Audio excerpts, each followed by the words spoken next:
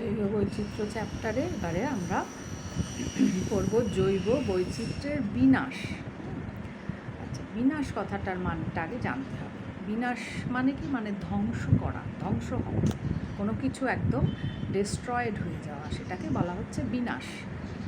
এই যে জৈব বৈচিত্র্য সম্পর্কে আমরা এত জানলাম, নানা ধরনের জৈব বৈচিত্র্য রয়েছে, তাই তো?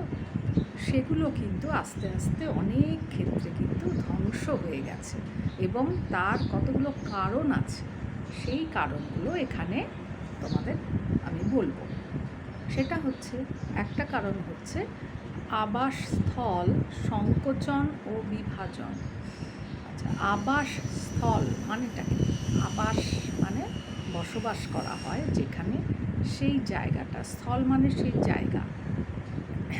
আবাসস্থলকে সংকোচন করা হচ্ছে অথবা আলাদা আলাদা করে ভাগ করে দেওয়া হচ্ছে। যেমন এই ক্ষেত্রে আমরা বলতে পারি, একটা উদাহরণ, মানে আমি নিজের থেকেই বলছি এগুলো তোমাদের বোঝানোর জন্য। যেমন একটা বিরাট বড় জমি রয়েছে, ধরো একজন পিতা বা একজন বাবা আর কি, তার জমি, তিনি জমি চাষ করেন, করে অনেক ফসল তৈরি করেন, তাই তো? এইবারে দেখা যাচ্ছে যে তার 6টা ছেলে কি 5টা ছেলে, সেই বড় জমিটাকে ছেলেদেরকে আলাদা আলাদা করে উনি ভাগ করে দিয়েছেন। সেটা নানা কারণ, ছেলেরা চাইছে যে তাদের নিজেদের জমি, তাদের নিজেদের খুশি মতো তারা চাষ করবে। এটা করতে গিয়ে কি দেখা যাচ্ছে না, এই যে ভাগ করে দেওয়ার ফলে, এই যে তোমরা হয়তো দেখেছো আল ব্যাপারটা, তার মানে একটা জমির সাথে আর একটা জমির যে ভাগ বা ডিভিশন, মানে বিভক্ত করা হচ্ছে, কি হচ্ছে না, উঁচু মাটি ফেলে সেই জায়গাটাকে রাখা হচ্ছে এবং বোঝা যাচ্ছে যে না, ওই পাশের জমিটা অন্য আর একজনের, আর ওই যে উঁচু মাটি ফেলা, সেটাকেই বলা হচ্ছে আল, তার আর একদিকের জমিটা আর একজনের। দেখো, ওই যে উঁচু মাটি ফেলে যে জায়গাটা ছিল, অনেকটাই জায়গা, এরকম করে বললাম না 7-8 ভাগ যদি হয়, তাহলে কতটা জমি এইভাবে কিন্তু নষ্ট হয়ে যাচ্ছে। তার মানে আবাসস্থল সংকোচন হচ্ছে, ছোট হচ্ছে, বা বিভাজন হচ্ছে, ভাগ হয়ে যাচ্ছে। আর ওই জায়গায় যে ওই যে অতটা মাটি বা অতটা জমি যে তোমার এই আল দেওয়ার জন্য চলে গেল, ওই জায়গায় ধান চাষ করা যেত, ধান চাষ হতো আগে, তাই তো? যিনি বাবা, তিনি ওখানে ধান চাষ করতেন। তাহলে এইভাবে, এবং ধান চাষ করা মানে কি, অর্থ হচ্ছে যে ওই জায়গার যে জৈব বৈচিত্র্য, সেটাও কিন্তু বিভাজিত হয়ে গেল। হ্যাঁ, তো সেটাই হচ্ছে আবাসস্থল। ধরো এই যে মাঝে মাঝেই তোমরা শুনে থাকবে যে হাতি, তারা চলে আসছে, অত্যাচার করছে, হ্যাঁ, মেরে ফেলছে, বা তোমার গ্রামে ঢুকে চাষের যে পাকা ধান যখন, সেগুলো গিয়ে খেয়ে ফেলছে। তার কিছুটা কারণ আছে। কারণ হচ্ছে যে ওই সব জায়গাতে কিন্তু একদিন হাতিদের বসবাস করার জায়গা ছিল, হাতিরা কিন্তু ঘুরে বেড়াতো। দুটো কারণ আছে। একটা হচ্ছে যে ওই এটা বললাম যে হাতিরা কিন্তু ঘুরে বেড়াতো, তাদের নিজেদের জায়গা। এবার তারা কেন মেনে নেবে যে আমাদের নিজেদের জায়গা, কেন সেখানে ধান চাষ করবে? এর ফলে দেখা যাচ্ছে যে একটা মানুষের সাথে হাতির সংঘাত হচ্ছে। আর একটা কারণও হচ্ছে যে ফসল যখন পেকে যায়, হ্যাঁ, তাদেরও তো খাদ্যের দরকার, সেই জন্য তারা চলে আসছে ওই খাদ্যটা, মানে ফসলটা নিয়ে নেওয়ার জন্য। এবং সেই সময় যদি মানুষ তার সামনে পড়ে যায়, বা মানুষ যদি তাকে বাধা দেয়, হ্যাঁ, তখন তো মানুষকে সে মেরে ফেলবেই, তাই না? সে বাঘের ক্ষেত্রেও তাই। একসময় গোসাবা এসব অঞ্চলে, সুন্দরবনের দিকে ছিল একেবারে জঙ্গল। আস্তে আস্তে মানুষের সংখ্যা বেড়েছে, আর মানুষ কী করছে, যত সংখ্যা বাড়ছে, তাদের থাকার জন্য যে জায়গা, যে আবাস, সেইটা বানানোর জন্য কী করছে, জমি সমস্ত দখল করে নিয়ে সেখানে বাড়ি ঘরদোর তৈরি করছে। তাহলে বাঘেদের জায়গাটাও তো কমে গেল। এই জন্য বাঘের সংখ্যাও কমে যাচ্ছে, বা বাঘ এসে মানুষকে আক্রমণ করছে। কারণ অল্প জায়গায়, বাঘেদের অল্প জায়গায় যে বাঘগুলো রয়েছে, তাদের তাহলে খাদ্যটাও অল্প জায়গার মধ্যে থেকেই নিতে হবে এবং সেখানে নানা রকমের কম্পিটিশান হবে, বা ধরো সেখানে হরিণের দেখা যাবে, বাঘের যে খাদ্য হরিণ, তার পরিমাণও কমে যাবে। তার মানে এই যে জমিগুলো যতটা, বা ধরো উত্তরবঙ্গের যে চা বাগান, ওই জায়গাগুলোতে কিন্তু একসময় বড় বড় বৃক্ষ ছিল, তাই না? সেই জায়গায় কিন্তু সেগুলো কেটে কেটে চা বাগান করা হচ্ছে। এগুলো সবই কিন্তু করা হচ্ছে কিসের জন্য? মানুষের কাজে লাগবে বলে। কিন্তু আমরা কিন্তু এটা ভাবছি না যে তার ফলে অন্যান্য যে প্রাণীগুলো বেঁচে থাকার তাদেরও অধিকার আছে, তারা কিন্তু ভালোভাবে বেঁচে থাকতে পারছে না। তাহলে এই আবাসস্থল যদি সংকোচন বা বিভাজন করা হয়, বিভাজন মানে ভাগ করা, তাহলে কিন্তু এইভাবে জৈব বৈচিত্র্য সেই জায়গাগুলোর নষ্ট হয়ে যাচ্ছে। আর একটা কারণ হচ্ছে আগন্তুক প্রজাতি। আচ্ছা, আগন্তুক কথাটার মানেটা জানতে হবে। আগন্তুক মানে হচ্ছে যারা বাইরে থেকে এসেছে। যেমন এই যে পার্থেনিয়াম বা এই সব গাছগুলো, এইগুলো কিন্তু আমাদের দেশে ছিল না। এই উদ্ভিদগুলো খুব ক্ষতিকর। ইউক্যালিপটাসও তাই। এগুলো কিন্তু অন্যান্য উদ্ভিদকে বাড়তে দেয় না, খুব ক্ষতি করে। তো এই গাছগুলোর জন্য দেখা যাচ্ছে যে সেই জায়গার জৈব বৈচিত্র্যের যে অরিজিনাল যে গাছগুলো ছিল, যে উদ্ভিদগুলো ছিল, তারা কিন্তু ধ্বংস হয়ে যাচ্ছে আস্তে আস্তে। হ্যাঁ, কারণ পার্থেনিয়াম বলো বা তোমার ইউক্যালিপটাস, এরা কিন্তু অন্য গাছকে বাড়তে দেয় না।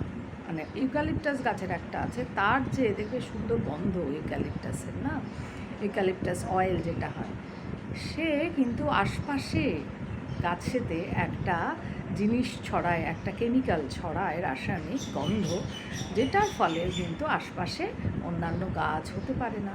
তাহলে এইভাবে বাইরে থেকে নিয়ে আসার জন্য এই রকম ধরো কিছু উদাহরণ, যেমন অস্ট্রেলিয়াতে এইভাবে খরগোশের সংখ্যা কিন্তু অত্যন্ত বেড়ে গেছে।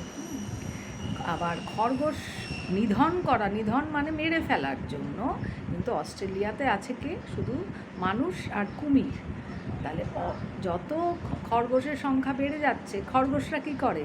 গাছপালা খায়। তাহলে তারাও কিন্তু এইভাবে ভীষণভাবে পরিবেশের ক্ষতি করছে, গাছপালা ক্ষতি করছে।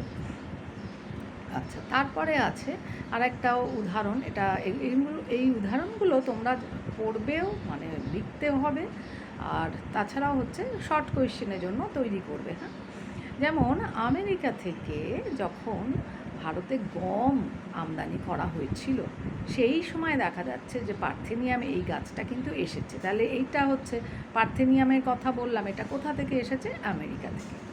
তারপরে হচ্ছে তোমার মেক্সিকো থেকে যে একটা বাহারি গাছ, হ্যাঁ, সাহেবানি লাটা, বা যাকে বলা হয় ল্যান্টানা ক্যামেরা, এই গাছগুলো কিন্তু খুব জঙ্গল তৈরি করে ফেলে। এই গাছগুলো কিন্তু তোমার যে জায়গাগুলোতে খুব ভালো জমি রয়েছে, ভালো গাছ হচ্ছে, সেই গাছগুলোকে মেরে ফেলছে, মানে জন্ম নিতে দিচ্ছে না।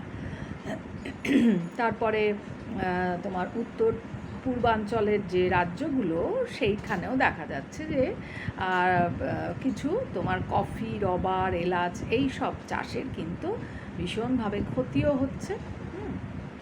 মানে স্থানীয় শস্য যেগুলো আছে সেইগুলো পরিবর্তে সেইগুলো ব্যবহার না করে দেখা যাচ্ছে যে কফি, রবার, এগুলো কেন হচ্ছে না? মানুষ ভাবছে যে আমি অর্থ উপার্জন করব। তাহলে অরিজিনাল যে গাছগুলো ছিল সেইগুলো কেটে ফেলে সেই জায়গায় এই গাছগুলো হচ্ছে। তাহলে এইভাবে আগন্তুক প্রজাতি কিন্তু জৈব বৈচিত্র্যের বিনাশ ঘটাচ্ছে। এবার হচ্ছে উদ্ভিদ আর প্রাণীর অত্যধিক ব্যবহার। হ্যাঁ, অনেক অত্যধিক মানে যতটা দরকার তার থেকে, আমাদের তো স্বভাবই তাই না? আমরা যা দরকার তার থেকে অনেক বেশি আমরা ব্যবহার করি। হ্যাঁ, যেমন জলের ক্ষেত্রেই দেখো না কেন, আমাদের যতটা জলের দরকার আমরা কি সেই জলটা নিই? আমরা কোনো জল দিয়ে কাজ করছি, কলটা খুলেই রেখে দিলাম, তাই তো? তাহলে এইভাবে দেখা যাচ্ছে, এটা তো একটা জলের উদাহরণ দিলাম। ধরো আমার মনে আছে, তোমাদের এটা জানাও দরকার, মানে জানা দরকার মানে এই প্রসঙ্গেই বলছি।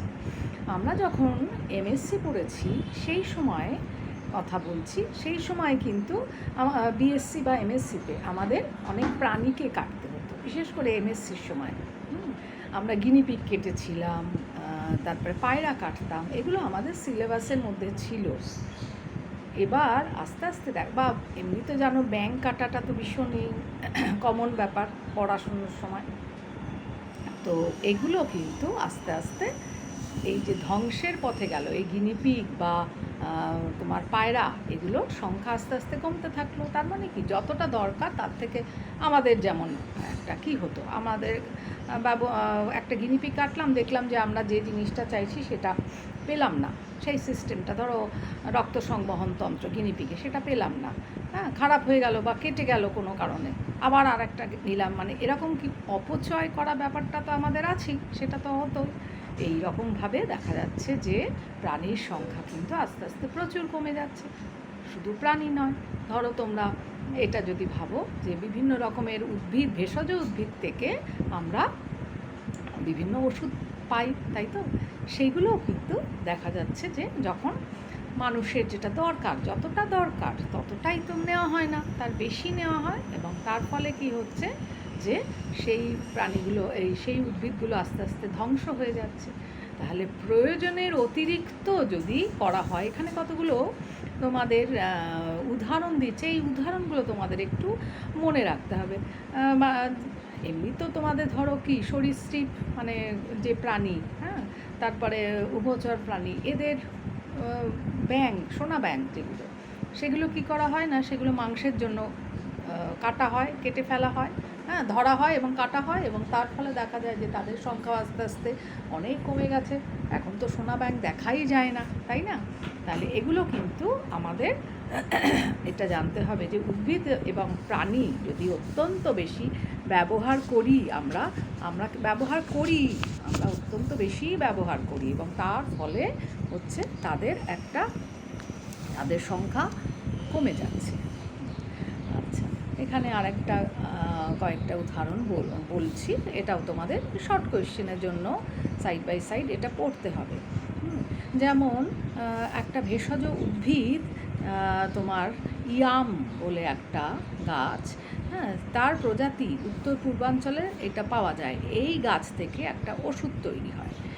আবার সর্পগন্ধা গাছের নাম তোমরা শুনেছ, তার সংখ্যাও কিন্তু কমে যাচ্ছে, কারণ তার থেকে নানা রকমের ওষুধ পাওয়া যাচ্ছে। হ্যাঁ, এই রকমভাবে 50 বছর ধরে বা তার বেশি সময়, হ্যাঁ, আমরা নানা রকম ওষুধের জন্য কী করছি, রেসারপিন, সর্পগন্ধা, তুলসী, এগুলো থেকে আমরা কেটে একদম ধ্বংস করে ফেলছি আস্তে আস্তে, তাই না? এই গাছগুলো বেশি দেখা যাচ্ছে না। তাহলে এইগুলো হচ্ছে একটা ধ্বংসের একটা কারণ, জৈব বৈচিত্র্য লুপ্ত হওয়ার কারণ। এরপরে সেটা হচ্ছে মাটি, জল আর বায়ুমণ্ডলের দূষণ, এই পয়েন্টটা। এটা কি না, দেখো, মাটি যদি দূষিত হয় সেই জায়গাটাতে প্রাণীও থাকবে না, উদ্ভিদও থাকবে না, তাই না? বিভিন্ন রকমভাবে দূষণ হতে পারে, মাটি দূষণ, জল দূষণ, তোমরা এগুলো ক্লাস 10-এ পড়েছো। জলও ঠিক একইভাবে, জল যখন দূষিত হচ্ছে কোনো পুকুরের, দেখবে মাঝে মাঝে খবরে বলা হয়, বা ধরো এই মুহূর্তে কিছুদিন আগে যে ঝড় হলো, ইয়াস বলে যে ঝড়টা, সেই ঝড়ের জন্য সুন্দরবন অঞ্চলের যে সমুদ্রের যে জল, নোনা জল, সেটা পড়ছে গিয়ে কিন্তু ভেরি বা যেখানে মাছ চাষ হয় মিষ্টি জলের মধ্যে, এবং তার ফলে মাছ তো ওই জলটা সহ্য করতে পারছে না, মাছ কিন্তু মরে যাচ্ছে। তাহলে এইভাবে জৈব বৈচিত্র্যের একটা ধ্বংস হওয়ার একটা আশঙ্কা রয়েছে। আর একটা হচ্ছে বায়ুমণ্ডলের, মানে বাতাস যখন দূষিত হবে তখনও কিন্তু সেই জৈব বৈচিত্র্য সেই জায়গার কিন্তু সেটাও অ্যাফেক্টেড হবে। এখানে তোমাদের কিছু উদাহরণ নিয়ে আমি বলছি, যেমন প্রতি বছর 40 টন আলকাত্রা মণ্ড, যেটা পেট্রোলিয়াম থেকে যেটা পাওয়া যায়, গোয়ারও সমুদ্র উপকূলে জমা হয়। আর মৌসুমে বৃষ্টিপাতের সময় যখন মানে বৃষ্টি হয় সেই সময় এই আলকাতরার মণ্ডগুলো সমুদ্র তীর থেকে কোথায় যাচ্ছে, সরাসরি গিয়ে জলের মধ্যে পড়ছে। আচ্ছা, তারপরে হচ্ছে তোমার এখানে WWF এর একটা 1992 ডেটা বলছে যে সমুদ্রপৃষ্ঠে অভেদ্য তেলের গ্যাসীয় আদান প্রদানে জন্য জলজ প্রাণীও অনেক মারা যাচ্ছে। তাহলে এইভাবে মাটি, জল এগুলো দূষণ হলেও দেখা যাচ্ছে যে জৈব বৈচিত্র্য ধ্বংস হতে পারে। তারপরে হচ্ছে ভূমণ্ডলের আবহাওয়া পরিবর্তন। তারপরের পয়েন্ট হচ্ছে ভূমণ্ডলের আবহাওয়া পরিবর্তন। তার মানে এই আবহাওয়াটা কোনো কারণে যদি পরিবর্তন হয়, যেমন যদি বন্যা হয়, হ্যাঁ, বা যদি বৃষ্টি না হয়, তাহলে কি একটা সাংঘাতিক আবহাওয়ার পরিবর্তন হয়। সেই সময় দেখা যাচ্ছে যে অনেক উদ্ভিদ বলো, প্রাণী বলো, তারা কিন্তু ভীষণভাবে অ্যাফেক্টেড হচ্ছে, তারা বৃদ্ধি পাচ্ছে না। তার মানে জৈব বৈচিত্র্যের পরিমাণটা কমে যাচ্ছে সেই জায়গায়। হ্যাঁ, আচ্ছা, তারপরে পয়েন্ট হচ্ছে প্রজাতি, বাস্তুতন্ত্র এবং লোকায়ত জ্ঞান সম্পর্কে অজ্ঞতা। আচ্ছা, প্রজাতি মানে হচ্ছে যেমন স্তন্যপায়ী মধ্যে হচ্ছে মানুষ একটা প্রজাতি, আবার কুকুর একটা প্রজাতি, বিড়াল, এরকম প্রজাতি।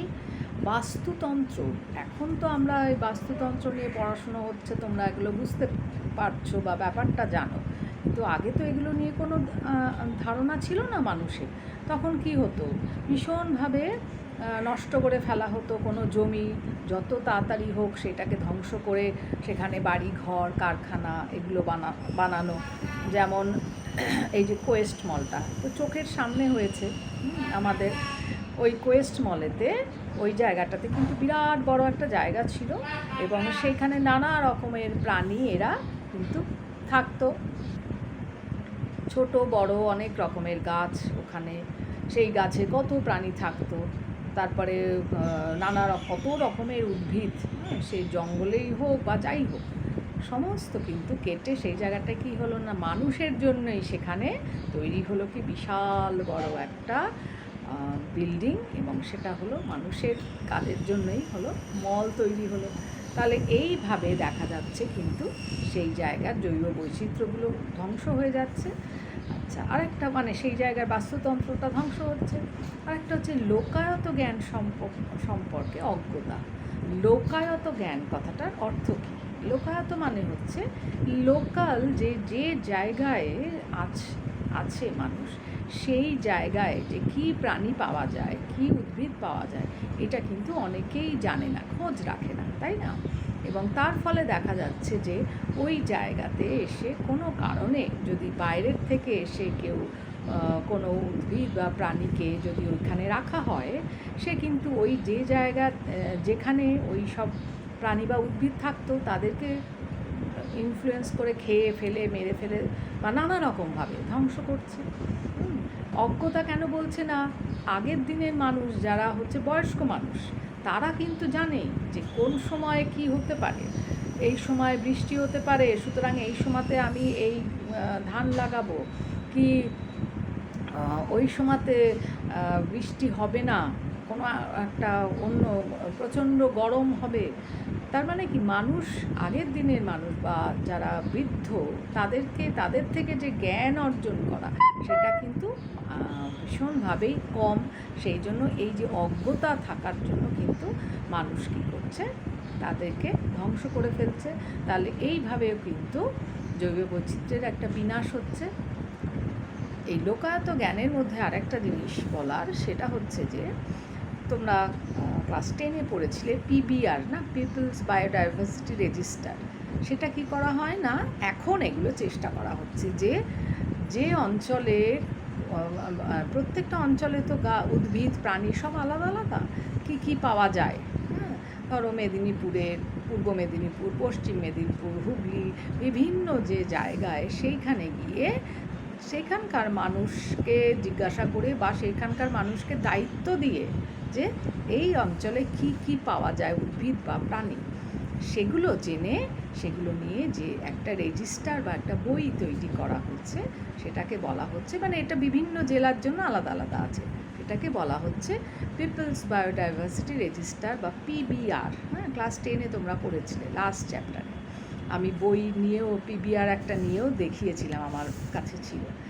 যাই হোক, এরপরের পয়েন্ট যেটা, সেটা হচ্ছে অপরিকল্পিত উন্নয়ন। তার মানে কি, মানুষ কিন্তু কোনো প্ল্যান করে বেশি কিছু হয় না, মানে প্ল্যান করে করে না। ধরো এখন মানে আমাদের এই ধরো তোমাদের স্কুলের কাছাকাছি পার্ক সার্কাস এরিয়াতেই ধরো না কেন, প্ল্যান করে কি বাড়ি ঘর তোর এগুলো হয়েছে না?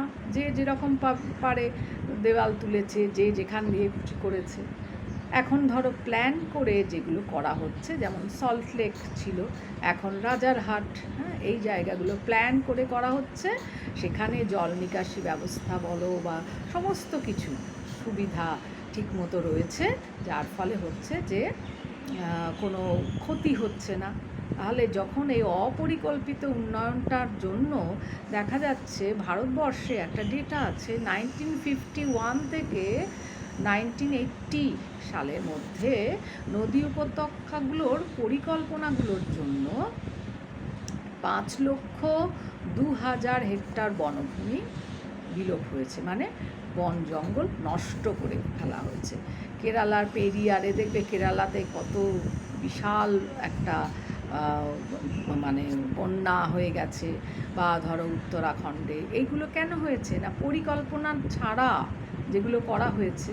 হ্যাঁ, তারপরে দেখা যাচ্ছে যে সেগুলো ভেঙে নষ্ট হয়ে যাচ্ছে, এবং তার ফলে এই যে পরিকল্পনা না করে করার ফলে সেই জায়গাটাতে যে জীববৈচিত্র্য ছিল সেটা তো ধ্বংস হয়ে গেলই। প্লাস কী হলো, সেই জায়গা যখন পুরো ধ্বংস হয়ে গেল প্রকৃতির জন্য, তখন একদম পুরোপুরি অনেকটা জায়গা ধ্বংস হয়ে যাচ্ছে। তাহলে এই অপরিকল্পিতভাবে যদি উন্নতি করা হয়, তার খেসারত দিতে হচ্ছে, জৈব বৈচিত্র্যের বিনাশ হচ্ছে। অর্থনৈতিক ব্যবস্থা এবং নীতি, মানুষের কিন্তু অর্থনৈতিকভাবে বিধি নিয়ম এগুলো কিন্তু মানুষ জানেই না বা মানেই না। অর্থনৈতিকভাবে যেগুলো আমরা ব্যবসা করা মানুষ সেগুলো করছে, অনেকে কিন্তু সেগুলো উদাসীন। হ্যাঁ, যে এগুলো থেকে কি হতে পারে না পারে। ধরো একটা শিল্প কারখানা তৈরি হলো, তার যে ওই জায়গাটাতে আশেপাশে যে কী ক্ষতি হতে পারে, মানুষ কিন্তু সেগুলো দেখছেই না, বা সেগুলো নিয়ে কোনো মানে কী বলে, পড়াশুনোও করছে না, বা সেগুলো নিয়ে ভাবনা চিন্তা করছে না। তাহলে এই যে অর্থনৈতিক ব্যবস্থা এবং যে নীতি, সেই তার ফলেও কিন্তু জৈব বৈচিত্র্যের একটা বিশাল পরিবর্তন হচ্ছে। অনমনীয় বা অনুপযুক্ত আইনি ব্যবস্থা, হ্যাঁ, কতগুলো ব্যাপার আছে, যেরকম তোমার যে স্থানীয় লোকেদের কাছ থেকে, তাদের কাছ থেকে যে অভিজ্ঞতা, এইগুলো কিন্তু মানুষের মানে চিন্তা ভাবনা করছে না। নিজে বাইরে থেকে এসে সেখানে কি করছে, নানা রকমভাবে তোমার রেসর্ট এইগুলো বানাতে শুরু করে দিচ্ছে। তার ফলে কি হচ্ছে, ওই জায়গার যেসব মানুষ আছে তাদেরকে, শুধু মানুষ নয়, সেখানকার প্রাণী উদ্ভিদ সবার ক্ষেত্রে খুবই অসুবিধা দেখা যাচ্ছে। তাহলে এইভাবে হচ্ছে, মানে এই আইনটা থাকার জন্য অনুপযুক্ত, মানে যেটা উপযুক্ত নয়, তার ফলেও কিন্তু জৈব বৈচিত্র্যের ভীষণভাবে বিলোপ দেখা যাচ্ছে, অ্যাফেক্টেড হচ্ছে। এরপরে হচ্ছে কৃষি ও বনসৃজন কার্যক্রম। কৃষি ও বনসৃজন ব্যাপারটা কি বলা হচ্ছে না, এখানে কিন্তু যুগ যুগ ধরে মানুষ কিন্তু কৃষিকাজ করে আসছে, আর বন সৃজন করা, জঙ্গল মানে নতুন করে গাছ লাগানো, সেই কাজগুলো, হ্যাঁ, সেই কাজগুলোতেও কিন্তু দেখা যাচ্ছে যে নানা রকমভাবে, ধরো কৃষিকাজের জন্য অনেকটা জমি, সেখানে কিন্তু বড় বড় গাছ রয়েছে, সেই জমিটার কিন্তু ক্ষতি হবে যদি ওইখানে যদি কৃষিকাজ হয়। এদিকে ফসলও ভালো হলো না, আবার এদিকে বড় বড় গাছও কেটে ফেলা হলো, সেই জায়গার যত উদ্ভিদ ছিল তাকে নষ্ট করে ফেলা হলো। তার ফলে কি হলো, এই এটা কোনো কাজে লাগলো না। তাহলে ওই জায়গায় কিন্তু ভীষণভাবে জৈব বৈচিত্র্যের বিনাশ দেখা যাবে। উত্তর পূর্বাঞ্চল এবং দক্ষিণ ভারতের অনেক পাহাড়ি জায়গায়, হ্যাঁ, জঙ্গলে চা কফি এগুলো হচ্ছে, চাষ করা হচ্ছে, যার ফলে হচ্ছে কিন্তু তোমার জৈব বৈচিত্র্যের ক্ষতি দেখা যাচ্ছে। অসহিষ্ণু প্রাকৃতিক সম্পদ আহরণ, হ্যাঁ, এটা অনেকটা ওই যে এর আগে আমরা একটা পয়েন্ট করলাম, যেটা হচ্ছে তোমার কি বলে, জৈব বৈচিত্র্যের অতি ব্যবহার, এরকম একটা করলাম না, মানে আমরা যতটা দরকার তার থেকে আমাদের বেশি ব্যবহার করছি। এটাও তাই, অসহিষ্ণু প্রাকৃতিক সম্পদ আহরণ অনেকটা সেই রকম। যেমন আমরা প্রকৃতি থেকে কি পাই, কয়লা পাই, তাই তো?